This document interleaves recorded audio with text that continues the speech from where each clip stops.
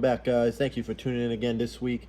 If you saw my short yesterday, I talked about the video coming out today, which is going to be how to swap a V8 engine into your Jeep TJ or YJ. I know that the parts on here are specific for TJ, but I do see it done with YJ as well. So without further ado, let's go out and check out under the hood, and I'll show you some of the parts that we're working with in order to make the swap work, and some other things to take into consideration when doing it. And if you haven't seen the video about the transmission, I'll leave it down in the link below, because that's a pretty important update for those of you guys having an AX5 transmission in your Jeep and looking to do this engine swap. For me, the AX5 did not hold up. You might get lucky with it, but if you could spare doing an AX15 in some way, shape, or form, I would recommend doing that. I don't know for sure how the AX15 is going to hold up, but I've heard it should do a lot better. But we'll find out once we actually get that transmission in here, and I'll keep you guys posted on that transmission swap process and how that transmission is holding up. But for the AX5, it did not work out for me. But those parts, I could still use most of them to make the AX15 work. But if you're interested, or you did an engine swap and you want to upgrade to AX15 and you have the AX5 now, go check that video out. It is linked below. But without any further ado, let's get under that hood. Alrighty guys, this is what we're working with here. Apologize for it being a little dusty. I was running the saw and the dust got under there. But as you can see here, first off, we got our horsepower stickers. That adds about 20 horsepower right off the rip before even getting into the engine. But if we look here, we got a Chevy 350 small block with a 4-barrel Edelbrock carburetor on there.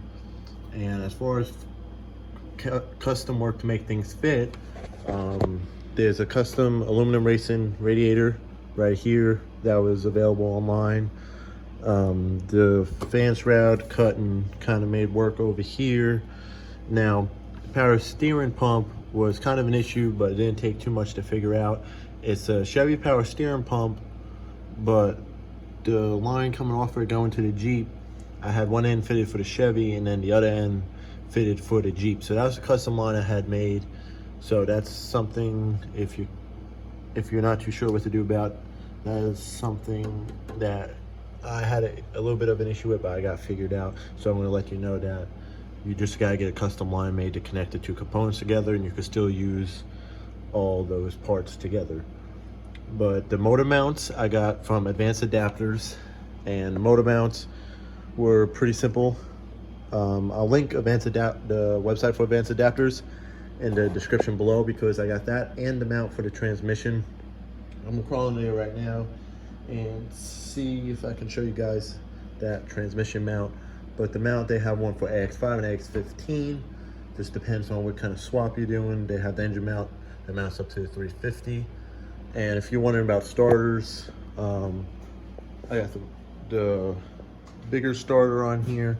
I had a high torque mini starter, but it didn't really work out too well. Manual fuel pump over down there, just trying to keep things simple. The headers had a little fabrication to get around the frame of the Jeep, but besides that, it fit pretty well. It wasn't anything too crazy. And I had an electric fan on here that I bought online. Not that I needed it, but I just had it to keep it running cooler. And that electric fan fell off and got chopped up by the regular fan. So I just got the regular fan on there for now. And I'm pretty sure that is all that I have to share with you guys under the hood. But let's go show you that transmission. And another thing that comes with the adapter kit from Advanced Adapters is a external slave cylinder. That's from, it says it's from a Toyota Land Cruiser. Not too sure about that, but I know it's on there and it works. So let's get under there now. So as you guys see under here, this is the bell housing from Advanced Adapters and the AX5 transmission, which I am getting swapped with the AX15, but I'm going to need to pick up an adapter plate to have everything bolt up correctly. As you can see, the motor mounts under here and like right over there. It's got the full-size starter fit under there. That external slave cylinder I was talking to you guys about is right there. And then for exhaust, comes off the headers. No cats, just straight pipe to two Flowmaster exhaust over here, and then I'm sure you guys have seen the tips that are connected, but I'll show you that real fast. And then these are the exhaust tips welded on each side. You guys probably see that better in the video of the beginning.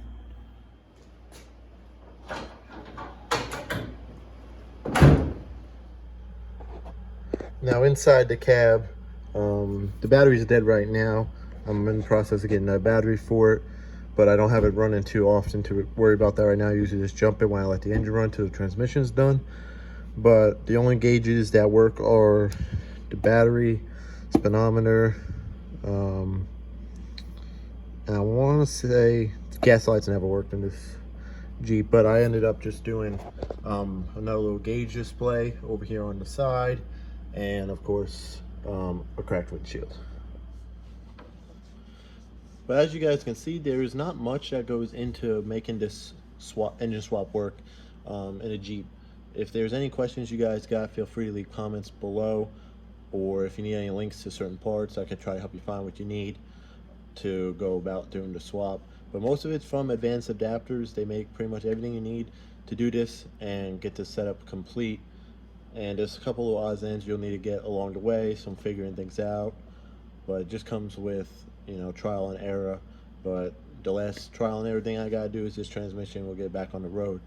As far as the rear goes, I'm gonna be doing an update on my axles and what I'm going to be doing with those. Some of y'all probably saw that video a while back about the Ford 9-inch rear. I'm going to get into that and what I'm going to be doing about that. Am I still going with it? Am I not going with it? I'll let you guys know.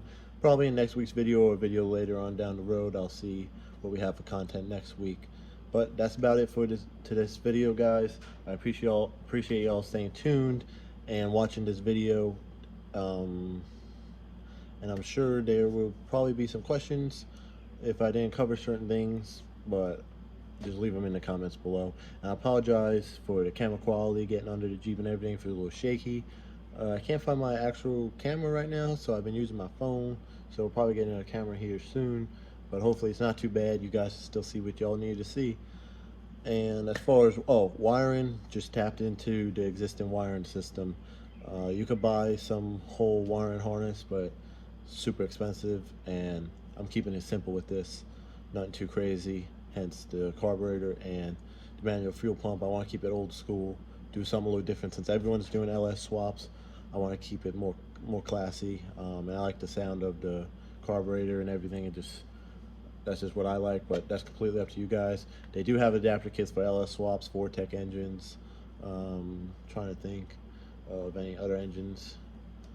It's really just, you gotta look it up on Google, but they sell pretty much anything you want to get an engine working. It's cheap, and if you're good with fabrication, then you don't even have to worry about that. You can probably figure it out. I've seen a lot of different Jeep engine swaps, but this is just something basic if you want to upgrade your motor and you don't want to go with 6 and you want to do something pretty cool, you know, something that turns heads and something that people don't see that often, especially being a carburetor engine instead of fuel injected. One day might I change it, I might, but I'm happy with the carburetor for right now, and we'll see how it runs off-road once we get this transmission in. But stay tuned for that. If you guys like this video, you have any questions or suggestions for other videos or something you want to see about this Jeep or even my truck, just leave a comment below and I'll get those videos to you guys as soon as I can. And if you want to follow my Instagram page and TikTok, both linked in the description below, please go and follow those. And I appreciate y'all's support. We're at 562 subscribers right now, 562 from this video. If you're watching it on June 9th, 2023 is when this video is going to be uploaded. That's where our followers are at right now. If we could try to get to 1,000, I'd really appreciate that. We're so close. You guys have been doing great hitting that subscribe button, and don't forget that like button as well. But I'll see y'all next week on Survival Jeep.